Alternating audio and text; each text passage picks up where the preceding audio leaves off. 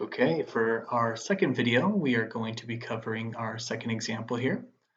Again, it says to do the examples before your homework, factor these trinomials if possible, if not state why. So we're going to investigate this one and see if this one is possible or not to do. It gives us 4x squared plus 18x plus 8. So let's try to factor that on this document over here. All right, so we have 4x squared plus 18x plus 8. The first thing you should probably do is ask yourself, can I divide anything out of this? So let's look at our smallest value, which is 4. Let's ask ourselves, can we divide by 4 for all of these? Well, 4 will definitely divide 4, and it'll definitely divide 8, but I don't think it'll divide 18. Let's check it out on the calculator.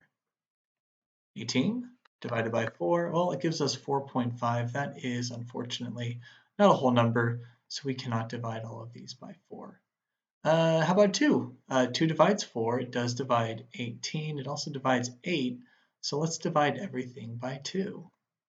When we do, we should get 2x squared plus 9x plus 4.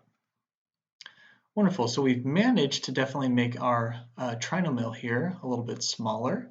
It also means we have a brand new a and c term, which we can plug into our box. So we're going to do 2x squared in the top left. Then we're going to do 4 in the bottom right. And we know that these numbers here will have to add to give us 9x. Let's go and figure out what's going to go on the top of our diamond. Remember, we do this by multiplying our c term by our a term. Well, 2x squared times 4 gives us 8x squared. Down below, we're going to put our 9x because that's our b term, and the b term goes on bottom. So let's put these in. Right on the top, we have 8x squared, 8x squared. Down below, we are going to put our 9x. And now we need to figure out, oh, that's tiny. Now we need to figure out what will go on the left and the right. Well, what two numbers do we know multiply to 8x squared? Well, let's think of a few. Well, we can do 8x times 1x. That would give us 8x squared. We can also do 4x times 2x. That would also give us 8x squared.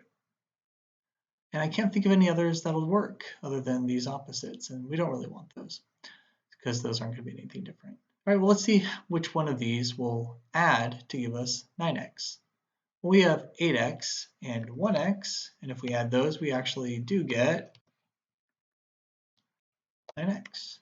And that is exactly what we were looking for. We don't have to go any further. So let's take this 8x and this 1x and let's put them in our box. 8x, 1x. All right, the last thing we got to do is figure out what is going to go on the outside. Well, with 2x squared, we do know that one of those needs to be 2x, the other one needs to be a single x. I'm going to ask myself, will the 2x go better with the 8, or will my 2x go better with my 1x? Well, clearly the 2x is going to go better with the 8 because 8 is divisible by 2. 1 is not divisible by 2, so we'd want to put the 2x over here on the side. So imagine there's a 2x here and a single x right here on top. Well, what times x will give us 1x? Well, I think that's pretty obvious. X times 1 gives us 1x. So on the left side here, we have our 2x and our 1. Up top, we still have the single x. And what times the 2x will give us 8x? Well, how about 4? So x plus 4 on top and 2x plus 1 down below. Let's write those out before I forget. So we still have the 2 that we pulled originally. So let's write that out. Times.